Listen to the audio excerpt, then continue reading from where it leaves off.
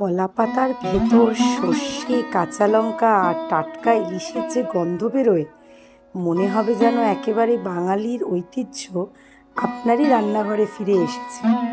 যদি আপনি ইলিশ প্রেমী হন, তাহলে কিন্তু এই ভিডিওটা স্কিপ করলে খুব মিস করবেন। নমস্কার, হিয়ার রেসিপিতে আপনাদের সকলকে জানাই স্বাগত। তাহলে চলুন খুব সহজ উপায়ে বানিয়ে ফেলি সেই দারুণ সুস্বাদের ইলিশ মাছের পাতুরি, যেটা ছাড়া আমরা বাঙালিরা এই বর্ষাকালটা ভাবতেই পারি না।